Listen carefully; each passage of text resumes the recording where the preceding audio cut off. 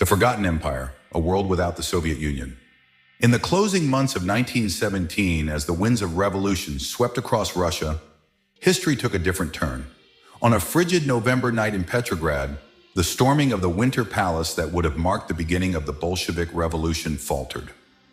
Lenin, the fiery leader of the Bolsheviks, was arrested before he could galvanize his followers.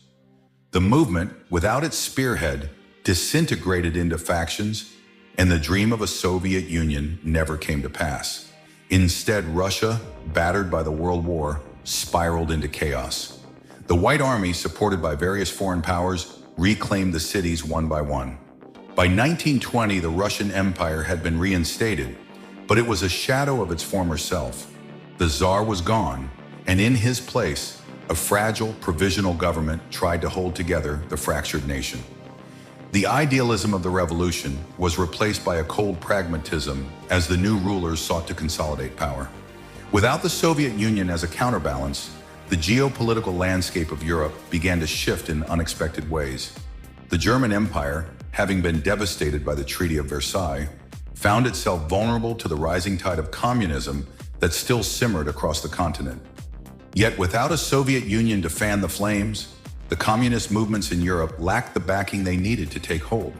Instead, Europe splintered into a collection of nationalistic states, each wary of its neighbors. In Germany, the Weimar Republic struggled to maintain order, besieged by economic hardship and political extremism. The absence of a strong communist threat allowed fascism to gain ground more easily. By the early 1930s, Adolf Hitler had risen to power, unchallenged by a communist superpower. His ambitions for a greater Germany, however, were tempered by the realization that Europe was not the divided, weakened continent he had hoped to conquer.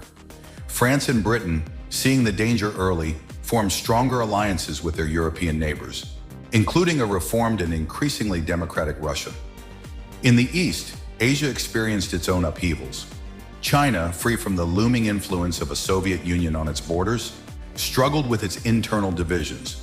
The Kuomintang, led by Chiang Kai-shek, battled the Chinese Communist Party, but without Soviet aid, the communists were eventually defeated. By the late 1940s, China had unified under a nationalist government, which focused on industrialization and modernization, slowly transforming the country into a regional power. Japan, on the other hand, was emboldened by the absence of a powerful Soviet neighbor. The Empire of Japan, already on its imperialistic path, pushed deeper into China and Southeast Asia, unchecked by any communist force. However, the United States, wary of Japan's growing influence, began to exert its own pressure in the Pacific, leading to heightened tensions that eventually culminated in a more intense, prolonged conflict. Across the Atlantic, the United States found itself in a position of unparalleled strength.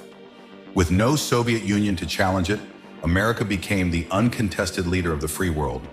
The Cold War, as history knew it, never occurred. Instead, the U.S. embarked on a mission to spread democracy and capitalism across the globe, facing only minor resistance from local dictatorships and rogue states. Yet, without the unifying threat of communism, American society took a different path. The civil rights movement, though still crucial, was less tied to the ideological battle against Soviet communism. Progress was slower, more gradual, as the nation wrestled with its own contradictions, without the pressure of presenting itself as the moral superior to an atheistic, authoritarian state. Technology and culture flourished in this new world order. The space race, lacking the fierce competition with the Soviets, progressed at a slower pace, but with more international cooperation. By the 1970s, a multinational mission had established a permanent base on the moon, a symbol of human unity rather than superpower rivalry. In the absence of Soviet influence, the Middle East became a different kind of battleground. The Russian Empire, struggling with its own internal issues, withdrew from its southern territories, leaving a power vacuum in Central Asia. Turkey, Iran, and Saudi Arabia emerged as the dominant powers in the region, each vying for influence over the newly independent states. Oil, the lifeblood of the global economy, became the central focus of international politics. Without the Cold War's binary alliances, the Middle East was a complex web of shifting loyalties and fragile alliances. The U.S., still heavily reliant on Middle Eastern oil, engaged in delicate diplomacy, balancing its relationships with the regional powers while trying to prevent any one state from becoming too dominant. The Israeli-Palestinian conflict, in this alternate history, took a different course. Without the backing of the Soviet Union, the Arab states were less unified in their opposition to Israel. A series of peace agreements in the 1960s and 1970s led to a two-state solution, though tensions remained high. The region never saw the large-scale wars that marked the late 20th century, but instead experienced ongoing low-intensity conflicts, punctuated by periods of uneasy peace. By the 1990s, the world had settled into a new equilibrium. The Russian Empire, now a loose federation of semi-autonomous states, was still grappling with its identity. The Eastern Bloc, as history knew it, never existed. Instead, Eastern Europe developed as a patchwork of independent nations, each with its own unique blend of democracy, nationalism, and authoritarianism. In this world, there was no Berlin Wall, no Cuban Missile Crisis, no Vietnam War as we know it. The absence of the Soviet Union meant that many of the flashpoints of the 20th century either never occurred or took on a different character. The world was still dangerous, still unpredictable, but it lacked the stark division of the Cold War. The European Union, born out of the desire for economic cooperation rather than fear of Soviet expansion, was a more cohesive and powerful entity. By the early 21st century, it had expanded to include not just Western and Central Europe, but also parts of Eastern Europe and the Balkans. The EU, along with a strong US and a rising China, formed the three pillars of global power. But this new world was not without its own struggles. The absence of a unifying enemy meant that internal divisions within countries were more pronounced. In the United States, the cultural and political divides that had always existed became more acute. Without the rallying cry of anti-communism, the country wrestled with its identity in a more profound way, leading to increased polarization. Russia, too, was a country searching for its soul. The dreams of empire were long gone, replaced by a weary pragmatism.